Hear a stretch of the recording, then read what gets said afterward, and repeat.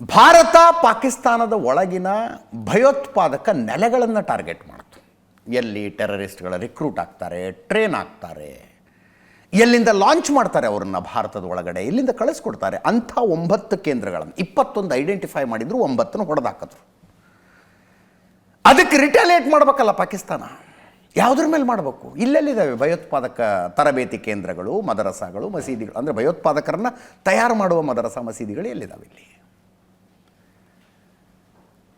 ಅವು ಪಾಕಿಸ್ತಾನದ ಒಳಗಿದ್ದಾವೆ. ಪಾಕಿಸ್ತಾನದವರು ಟಾರ್ಗೆಟ್ ಮಾಡಿದ್ದೇನನ್ನ ಒಂದು ಭಾರತೀಯ ಸೇನಾ ನೆಲೆಗಳನ್ನು ಟಾರ್ಗೆಟ್ ಮಾಡಿದರು, ಅದಾಯಿತು. ಇನ್ನು ಅದು ಬಿಟ್ಟರೆ ಧಾರ್ಮಿಕ ಕೇಂದ್ರಗಳು ಅವರ ಟಾರ್ಗೆಟ್ ಆಗಿತ್ತು. ಸ್ಪೆಷಲಿ ದೇವಸ್ಥಾನಗಳು, ಗುರುದ್ವಾರಗಳು ಮತ್ತು ಚರ್ಚ್ಗಳು. ಯಾಕೆ? ಭಾರತದಲ್ಲಿ ಹತ್ಕೊಳ್ಳಿ ಬೆಂಕಿ ಅಂತ, ಬೆಂಕಿ ಹತ್ಕೊಳ್ಳಿ ಭಾರತದಲ್ಲಿ ಅಂತ. ಆ ಗುರುಪತ್ವಂತ್ ಸಿಂಗ್ ಪನ್ನು ಕೆನಡಾದಲ್ಲಿ ಕುತ್ಕೊಂಡು ಒಂದು ಕರೆ ಕೊಟ್ಟಿದ್ದ. ಭಾರತ ಪಾಕಿಸ್ತಾನಗಳ ಮಧ್ಯದಲ್ಲಿ ಯುದ್ಧ ಆದರೆ ಭಾರತೀಯ ಸೇನೆಯಲ್ಲಿರುವ ಸಿಖ್ ಸೈನಿಕರು, ಅಧಿಕಾರಿಗಳು ಯುದ್ಧ ಮಾಡಬಾರ್ದು. ಅಕಸ್ಮಾತ್ ಪಾಕಿಸ್ತಾನ ಪಂಜಾಬ್ ಮೇಲೆ ಏನಾದ್ರು ದಾಳಿ ಮಾಡಿದ್ರೆ ಪಂಜಾಬ್ನ ಗಡಿಯಲ್ಲಿ ನಿಂತ್ಕೊಂಡು ಪಾಕಿಸ್ತಾನಿ ಸೇನೆಯನ್ನು ಸ್ವಾಗತ ಮಾಡಬೇಕು ಅಂತೆಲ್ಲ ಕರೆ ಕೊಟ್ಟಿದ್ದ. ಅವನು ಒಬ್ಬ ಖಲಿಸ್ತಾನಿ ಭಯೋತ್ಪಾದಕ. ಪಂಜಾಬನ್ನು ಭಾರತದಿಂದ ಪ್ರತ್ಯೇಕ ಮಾಡಿ ಖಲಿಸ್ತಾನ ಅನ್ನೋ ಪ್ರತ್ಯೇಕ ರಾಷ್ಟ್ರ ಮಾಡಬೇಕು ಅಂತ ಅವನ ಕನಸು, ತಿರುಕನ ಕನಸು ಆತ ಬಡದಾಡ್ತಿದ್ದಾನೆ. ಅಂಥವನಿಗೆ, ಅಂಥ ಖಲಿಸ್ತಾನಿ ಪ್ರತ್ಯೇಕತಾವಾದಿಗಳಿಗೆ ಪಾಕಿಸ್ತಾನದ ಸಪೋರ್ಟು. ಅಷ್ಟೆಲ್ಲ ಇದ್ಕೊಂಡು ಪಾಕಿಸ್ತಾನದ ಟಾರ್ಗೆಟ್ ಆಗಿದ್ದು ಗೋಲ್ಡನ್ ಟೆಂಪಲ್. ಗೋಲ್ಡನ್ ಟೆಂಪಲ್ ಸಿಖ್ಖರ ಅತ್ಯಂತ ಪವಿತ್ರ ಕ್ಷೇತ್ರ. ಇದು ಅಮೃತ್ಸರದಲ್ಲಿದೆ, ಬಾರ್ಡರ್ಗೆ ಹತ್ರ. ಇದರ ಮೇಲೆ ಯಾವುದೋ ಟರ್ಕಿ ಡ್ರೋನು, ಚೀನಾದಿಂದ ತರಿಸ್ಕೊಂಡಂಥ ಕೆಲಸಕ್ಕೆ ಬಾರದ ಕ್ಷಿಪಣಿಯನ್ನು ಅಲ್ಲ, ಪಾಕಿಸ್ತಾನ ತನ್ನ ಬತ್ತಳಿಕೆಯಲ್ಲಿರುವ ಅತ್ಯುತ್ತಮ ಕ್ಷಿಪಣಿ ಶಾಹೀನನ್ನು ಹಾರಿಸಿತ್ತು. 2 ಶಾಹೀನ್ ಗೋಲ್ಡನ್ ಟೆಂಪಲ್ನ ಟಾರ್ಗೆಟ್ ಮಾಡಿ. ಅಕಸ್ಮಾತ್ ಬಡದಿದ್ರೆ, ಅಕಸ್ಮಾತ್ ಗೋಲ್ಡನ್ ಟೆಂಪಲ್ಗೆ ಏನಾದರೂ ಕ್ಷಿಪಣಿಗಳ ತಾಗಿದ್ರೆ ಏನಾಗ್ತಿತ್ತು ಪರಿಸ್ಥಿತಿ? ಇಂದಿರಾ ಗಾಂಧಿ ಯಾಕೆ ಆದರು? ಇದೇ ಗೋಲ್ಡನ್ ಟೆಂಪಲ್ ಖಲಿಸ್ತಾನಿ ಪ್ರತ್ಯೇಕತಾವಾದಿಗಳ ಕೇಂದ್ರ ಆಗಿ, ಇಲ್ಲಿ ಜರ್ನೈಲ್ ಸಿಂಗ್ ಭಿಂದ್ರನ್ವಾಲೆ, ಆಗ ಖಲಿಸ್ತಾನಿ ಪ್ರತ್ಯೇಕತಾವಾದಿ ನಾಯಕ, ಅವನು ಒಳಗಡೆ ಕೂತ್ಕೊಂಡಿದ್ದ ಅನ್ನೋ ಕಾರಣಕ್ಕಲ್ವಾ ಆಪರೇಷನ್ ಬ್ಲೂ ಸ್ಟಾರ್ ಮಾಡಿ ಒಳಗಡೆ ಸೈನಿಕರನ್ನ ನುಗ್ಗಿಸಿದ್ದು. ತಮ್ಮ ಅತ್ಯಂತ ಶ್ರದ್ಧೆಯ ಕೇಂದ್ರ, ಅದರೊಳಗೆ ಮಿಲಿಟರಿ ಅವರು ಬಂದರು, ಬೇಕಾದಂಗೆ ಗುಂಡು ಹೊಡೆದ್ರು, ಬಾಂಬ್ ಹಾಕಿದ್ರು ಅನ್ನೋ ಕಾರಣಕ್ಕಲ್ವಾ ಸಿಟ್ಟಿಗೆದ್ದಂಥ ಆ 2 ಸಿಖ್ ಭಯೋತ್ಪಾದಕರು ಇಂದಿರಾ ಗಾಂಧಿನ ಕೊಂದಿದ್ದು. ಆಪರೇಷನ್ ಬ್ಲೂ ಸ್ಟಾರ್ ಮಾಡಿಸಿದ್ರು ಇಂದಿರಾ ಗಾಂಧಿ ಅಂತ. ಅಕಸ್ಮಾತ್ ಪಾಕಿಸ್ತಾನದ ಕ್ಷಿಪಣಿ ಗೋಲ್ಡನ್ ಟೆಂಪಲ್ಗೆ ಬಡಿದು ಬಿಟ್ಟಿದ್ರೆ, ಲಕ್ಕಿಲಿ ಇಂಡಿಯಾ ಇಂಟರ್ಸೆಪ್ಟೆಡ್. ಭಾರತ ಪ್ರೊಬಾಬಲಿ S-400 ಮೂಲಕ ಆ 2 ಶಾಹೀನ್ ಕ್ಷಿಪಣಿಗಳನ್ನು ಹೊಡೆದುರುಳಿಸುವಲ್ಲಿ ಯಶಸ್ವಿಯಾಯಿತು. ಪಾಕಿಸ್ತಾನದ ಉದ್ದೇಶ ಇದ್ದಿದ್ದದು ಧಾರ್ಮಿಕ ಕೇಂದ್ರಗಳನ್ನು ಗುರಿಯಾಗಿಸಬೇಕು. ಅಕಸ್ಮಾತ್ ಗೋಲ್ಡನ್ ಟೆಂಪಲ್ಗೆ ಏನಾದರೂ ಹಾನಿಯಾದರೆ ಭಾರತದಲ್ಲಿ ಮತ್ತೊಂದು ಸಿಖ್ ದಂಗೆಯಾಗತ್ತೆ. ನೋಡ್ರಿ ಇದನ್ನೆಲ್ಲ ಕಾರಸ್ಥಾನಗಳು ಹೆಂಗಿರ್ತವೆ ಅಂತ ಆ ಗುರಿ ಇತ್ತು. ಈ ಮಧ್ಯೆ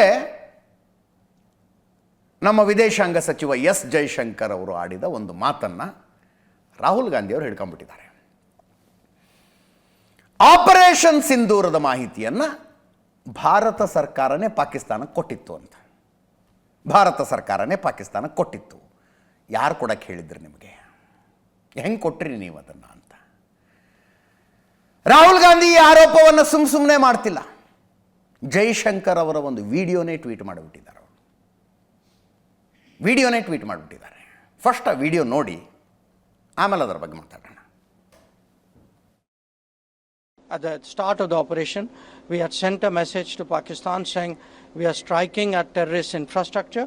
We are not striking at the military. So the military has an option of standing out and not interfering in this process. They chose not to take that good advice. At the start of the operation, we had sent a message to Pakistan saying we are striking at terrorist infrastructure. We are not striking at the military. So the military has an option of standing out and not interfering in this process.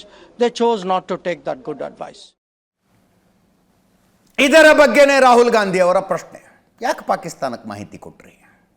ನಾವು ನಿಮ್ಮ ಭಯೋತ್ಪಾದಕ ಕೇಂದ್ರಗಳ ಮೇಲೆ ದಾಳಿ ಮಾಡ್ತಾ ಇದ್ದೀವಿ ಅಂತ ಯಾಕೆ ಮಾಹಿತಿ ಕೊಟ್ರಿ ಅಂತ. He ask specific questions. Operation ಸಿಂಧೂರದ ಬಗ್ಗೆ ಪಾಕಿಸ್ತಾನಕ್ಕೆ ಸರ್ಕಾರನೇ ಮಾಹಿತಿ ಕೊಟ್ಟಿದೆ.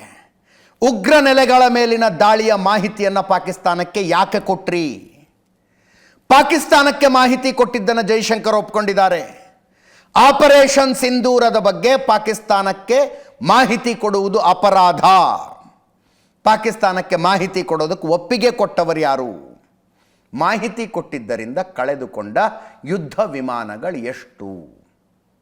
ಪ್ರಶ್ನೆಗಳು ರಾಹುಲ್ ಗಾಂಧಿ ಅವರದ್ದು. ಇದರಲ್ಲಿ ಮೊದಲನೆಯ 3-4 ಶಬ್ದಗಳನ್ನು ನೆಗ್ಲೆಕ್ಟ್ ಮಾಡಿಬಿಟ್ರೆ ಈ ಪ್ರಶ್ನೆ ಎಲ್ರಿಗೂ ಬಂದ್ಬಿಡುತ್ತೆ. ಮೊದಲೇ ಹೇಳಿದ್ರಾ ನೀವು ಪಾಕಿಸ್ತಾನಕ್ಕೆ ಅಂತ? ಮೊದಲೇ ಅಂದರೆ ಎಷ್ಟು ಮೊದಲು, ಯಾವಾಗ? ವಿದೇಶಾಂಗ ಸಚಿವ ಜೈಶಂಕರ್ ಅವರು ಹೇಳೋದು at the start of the operation, ಕಾರ್ಯಾಚರಣೆ ಆರಂಭಗೊಂಡಾಗ, ಆಟ್ ದ ಸ್ಟಾರ್ಟ್ ಅಂದರೆ ಮೊದಲ ಕ್ಷಿಪಣಿಯನ್ನು ಅವ್ರಿಗೆ ಹೊಡೆದಾಗ ಅಂತ ಅನ್ಕೊಳ್ಳಿ.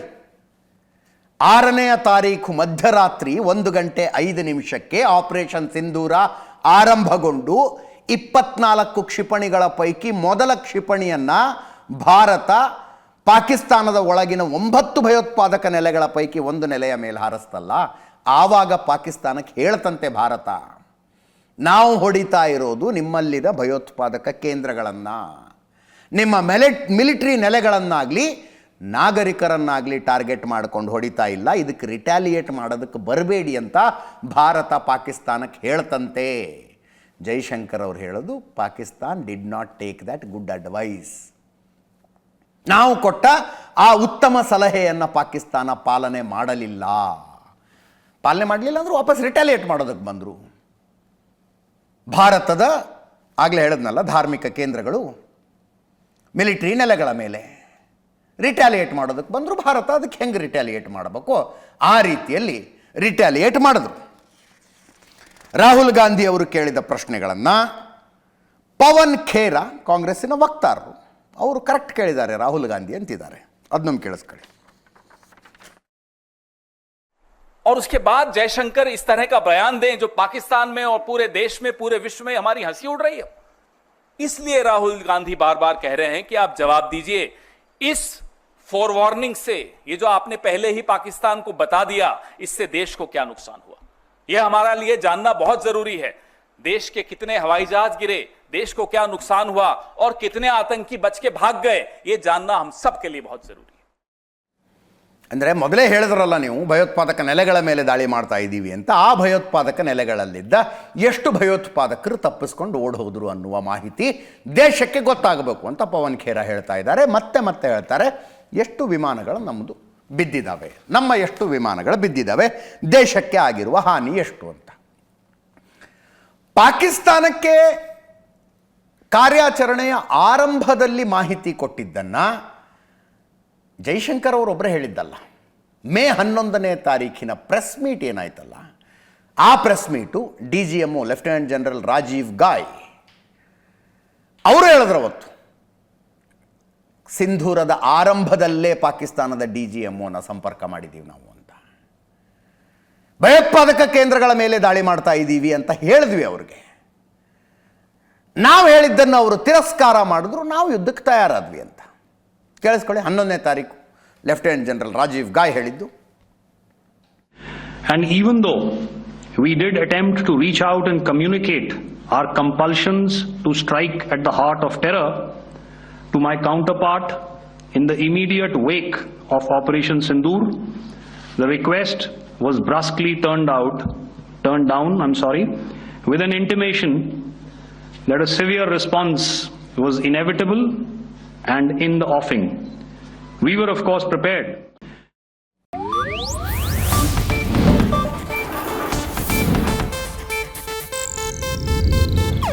ಇದು ಏಷ್ಯಾನೆಟ್ ನ್ಯೂಸ್ ನೆಟ್ವರ್ಕ್ ಪ್ರಸ್ತುತಿ.